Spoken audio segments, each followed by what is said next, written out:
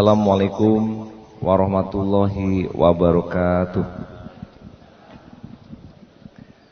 Alhamdulillah, wassalatu wassalamu ala asrofil anbiya'i wa mursalin wa ala alihi wa sahbihi ajma'in, amma ba'du. Yang kita hormati Bapak Kepala Bapedada beserta seluruh jajaran, yang kita hormati Ibu Kepala Badan Pemberdayaan Perempuan dan Keluarga Berencana beserta seluruh jajaran, serta hadirin semua, dan tentunya para pemirsa Parang TV yang dirahmati Allah. Sebelum kita menyampaikan tausiah, kami mengajak untuk kita senantiasa bersyukur kepada Allah, untuk senantiasa mengajak kita berterima kasih atas apa yang Allah berikan, dan tentunya kita sebagai manusia yang hidup mendapatkan banyak kebaikan. Coba kita rasakan pagi ini menghirup udara segar, yaitu oksigen, tanpa bayar, tanpa membeli, tidak perlu antri juga menunggu, langsung otomatis kita hirup setiap saat.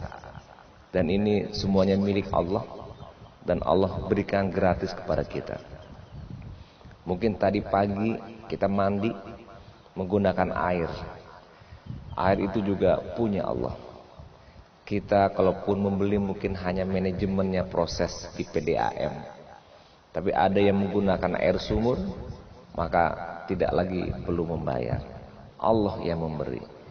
Kemudian kita bersyukur juga sehat walafiat pada pagi ini.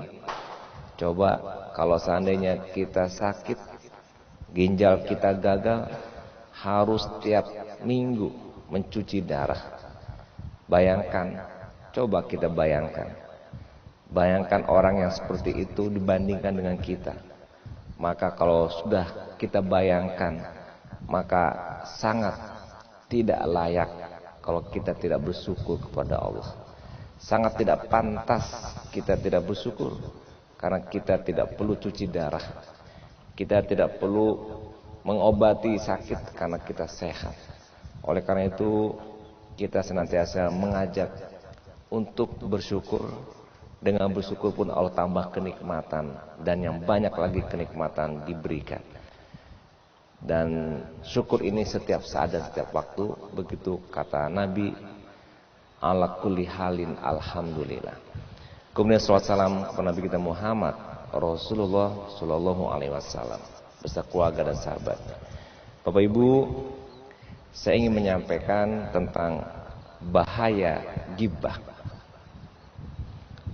Bisa juga nanti ayat yang terkait mengenai bahaya berburuk sangka, berbahaya ngomongin orang, dan juga bahaya kita mengatakan sesuatu yang tidak pada tempatnya. Dalam surat Al-Hujurat ayat 12, A'udzubillahi minasyaitonirrajim. Ya ayyuhalladzina amanu istanibu katsiran minadz-dzanni inna ba'dadz-dzanni ismun wala tajassasu wala yaghtab ba'dukum ba'da ayuhibbu ahadukum ayakula lahma akhihi maitan fakarihtumuh wattaqullaha innallaha tawwabur rahim. Ayatnya panjang, dalam surat Al-Hujurat ayat 12. Artinya, wahai orang yang beriman, jauhilah berburuk sangka. Zon, buruk sangka. Jauhilah, karena sesungguhnya buruk sangka itu banyak dosanya. Kemudian juga jangan memata-matai, tajassasu, menginteli, mematai untuk menjelekkannya, dan juga melakukan ghibah, mempekece orang, walaupun yang dipekece bagus, tapi yang bersangkutan tidak menerima dipekecean, itu pun ghibah. Kalau fitnah, jaleh yang disampaikan tidak cocok, tidak sesuai, itu fitnah. Tapi kalau ghibah yang cocok pun disampaikan tentang seseorang dan orang tidak mau maka itu juga ghibah. Itu juga dosa. Bahkan disebutkan dalam ayat ini seperti memakan daging saudara sendiri. Maka bertakwalah kepada Allah. Nah, Bapak Ibu yang saya hormati, ini ayat Al-Quran pasti benar. Al-haqqu mir rabbik falatakunanna minal mumtarin. Hak itu yang benar itu datang dari Allah. Dan Allah berfirman dalam Al-Quran pasti benar. Dan pasti semuanya untuk kebaikan. Dan pasti semuanya untuk kita. Dan pasti semuanya ada manfaatnya. Justru sebaliknya, kalau kita tidak mengikuti Al-Quran, tidak mengikuti perintah yang tadi disebutkan, maka kerusakan, ketidakbaikan, mudarat, misalnya berburuk sangka. Coba ya Bapak Ibu, kita mulai dari buruk sangka, atau bahasa yang sering disebut su'uzon. Ada zon. Sekarang kalau kita berburuk sangka, saya atau kita berburuk sangka, yang saya tanya pertama, siapa yang rugi? Orang yang diburukan atau kita yang berburuk sangka? Siapa Bapak Ibu? Kita dulu. Kalau kita berburuk sangka, berarti dalam diri kita ada penyakit. Dalam diri kita ada sesuatu yang tidak normal. Dalam satu diri kita ada energi negatif. Dalam diri kita menghabiskan waktu karena kita berburuk sangka kepada orang. Menghabiskan tenaga dan pikiran karena energi negatif muncul pada diri kita. Orang tersebut yang diburuki, ya begitu saja. Sebutlah saya, Irwan Praetno, gubernur. Kemudian ada yang berburuk sangka kepada saya. Misalnya, nih yang lagi rame sekarang, ada istilah Minang Mak. Apa buruk sangkanya? Aiko untuk kepentingan partai politik mah. Aiko untuk kepentingan konglomerat mah. Kata orang yang berburuk sangka. Bayangkan orang yang begitu. Apa tidak susah dirinya? Apa tidak susah pikirannya? Apa tidak susah perasaannya? Dirinya sendiri membuat, berkreasi untuk berburuk sangka. Padahal program yang kita buat memang untuk rakyat semuanya. Bagaimana pula untuk kelompok tertentu? Bagaimana caranya itu bisa terjadi? Toh kita ini banyak yang mengawasi, banyak yang melihat dan lain sebagainya. Tapi itu urusan lain. Yang jelas saya yang membuat, BUMD membuat tidak seperti yang dia sebut. Berarti dia buruk sangka. Rugi kan dia? Bagi saya nggak ada masalah. Kerja terus dan kerja terus. Jadi kalau berburuk sangka, awak dulu yang rusak. Kita dengan tetangga. Tetangga beli oto. Kecewa. Hanya beli oto. Mungkin kok piti korupsi mas. Mungkin pitinya marah-marah mah. Ini kan baru naik tuh jabatan. Oke? Buruk sangka kan? Ternyata baru tahu 6 bulan berikutnya ini balik otoko dekano ada pembagian harta warisan. Nah, coba bayangkan, 6 bulan lamunnya berburu sangka, Anda sakit ya awak tuh.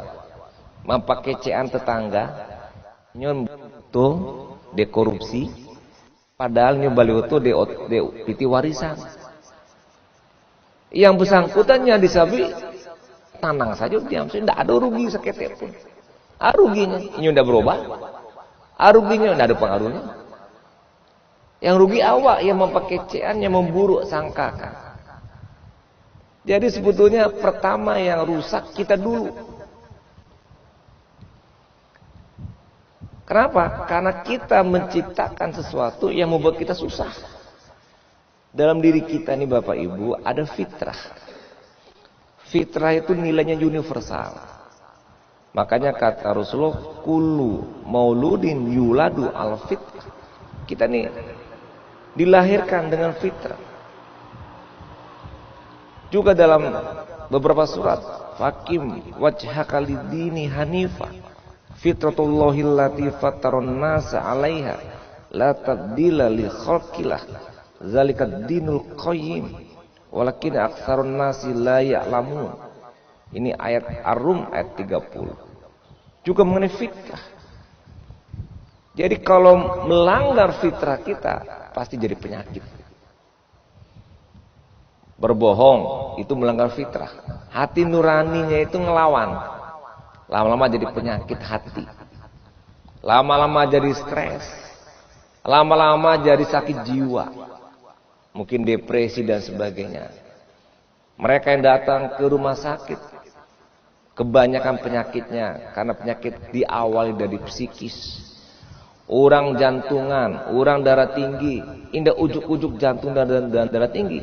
Ada masalah psikis, ada masalah ini itu, naik darahnya. Jantung berdebar. Begitu Bapak Ibu. Dan itu yang menyebabkan diri sendiri. Awak yang mengkriat. Awak yang menciptakan mengalau, awak berusaha jurang. Ini boto, abialah alhamdulillah. Jam 10 muncul penyakit SMS. Suko mencari orang susah, susah mencari orang suko. Atau sanang mencari orang susah, susah mencari orang sanang. Jadi Bapak Ibu, selain dosa, kata Allah tadi mengakibatkan kita rugi, kan dosa kan kita rugi. Tapi kitanya sendiri, karena kita membuat sesuatu yang kita sendiri menjadi susah. Melawan fitrah jadi penyakit. Melawan nilai-nilai hati nurani kita jadi penyakit. Lambat laun dan banyak akhirnya menumpuk. Muncullah sakit hati yang namanya cemburu, hasad, dengki, iri, sombong. Itu penyakit hati. Yang nanti kelihatan dari wajahnya cemburut, manuang, muruang, kusui. Itu wajah dan muka ini bentuk itu. Ketika bekerja, indah konsentrasi, indah fokus. Yang disuruh apa pula ini kerajuan. Yang dikecehan apa yang undangan. Apa yang perintahkan lain pula nyanyo lakukan. Nah begitulah kalau indah konsen. Kecehan awak, indah konsen. Apalagi kalau pelajar, tidak bisa belajar. Kalau kerajo, tidak bisa fokus. Siapa yang membuat diri demikian? Diri sendiri. Ini yang lebih susah. Coba kalau hilangkan suuzon, padian salah. Kebabahnya urusannya. Kecuali kalau awadake ini melanggar agama, awak nasihati. Tapi tidak berburuk sangka. Jadi tidak boleh ya, zon atau suuzon ini tidak boleh dan kita rugi sendiri. Kemudian juga melakukan ghibah. Dalam ayat yang lain juga disebutkan membicarakan orang, memperolokkan orang, menjelekkan orang. Alun tantu orangnya awasabi kurang pada awak. Bisa jadi orang yang pakai cen lebih hebat pada awak. Cuman yang perlu menjadi pertanyaan dasar adalah manga awak membakicen orang. Coba Bapak Ibu merenung sebentar. Jawab pertanyaan ambu dalam hati. Manga awak memburuan orang. Pak Dadetku misalnya ambu buruan. Apa gunanya untuk ambu? Apa pula gunung yang bersangkutan? Kecuali hanya penyakit hati.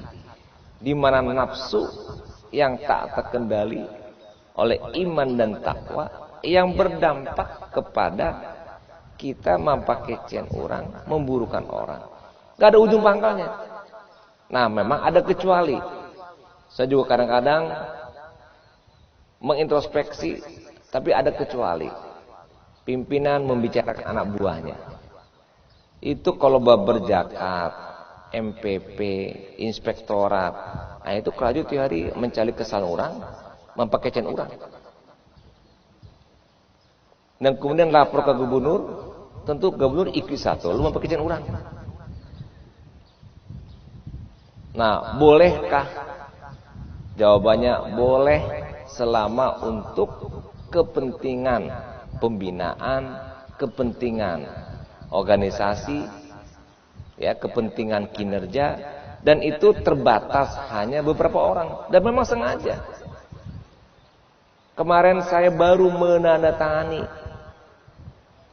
eselon 2 dinonjolkan lagi. Saya buka catatannya. Tentu yang saya buka keburukan dan kejelekannya. Saya tanya, "Iko bah nyuceritokan?" Tentu yang nyuceritokan bukan kebaikannya, kejelekannya. Ala dipreso Pak oleh inspektorat berkali-kali. Abad tamujung, kesalahan, penyimpangan, tarik piti dari bawah, pakai untuk kepentingannya. Sudah ditegur, ulang lagi, ditegur, ulang lagi. Bantu kini lanyu lakukan oleh. Keluhan dari bawahannya, pengaduan dari bawahannya, itu sadonya mempakecen orang. Boleh anda Bapak Ibu, dalam konteks pekerjaan tentu harus kita kerjakan. Tapi tidak boleh dibuka ke umum siapa dia, bagaimana dia. Karena itu semuanya akan membuat sesuatu yang tidak baik. Nah, jadi Bapak Ibu, jadi kecualinya ada untuk kebaikan. Seperti orang tua membicarakan anak-anaknya, pasti untuk kebaikan anaknya, ya. Kemudian juga tadi pimpinan atau mungkin organisasi dan sebagainya, ketika ingin memilih pemimpin, organisasi pun membedah. Nah, yang dibedah juga sama. Oke, tentu itu hanya sebentar dan itu hanya terbatas dan itu hanya sesaat. Tapi yang terjadi awak koba batamu si jokawan langsung dibuka cerita itu. Bas anu, aiko ala semangat itu. Tapi kalau bicara kerajaan dah semangat lah. Ketika membicarakan orang semangat. Ya, termasuk emosinya. Nah, jadi Bapak Ibu, itu yang dilarang. Oleh karena itu dalam hadis Nabi juga disebutkan oleh Rasulullah. Jadi ketika Rasul dan sahabat melewati 2 kuburan, kemudian Rasulullah menyampaikan kepada para sahabat, "Ya sahabat, ini kuburan yang kita lewati, penghuni kuburnya sedang disiksa."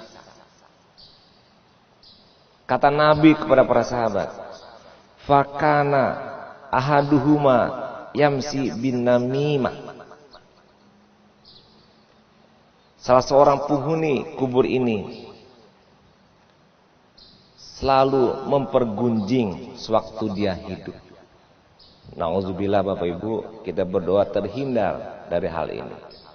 Jadi langsung disabri oleh Rasulullah, alun masuk ke neraka, alun sampai tiba perjalanan ke akhirat, masih dalam proses saja di kuburan, alakane hukum.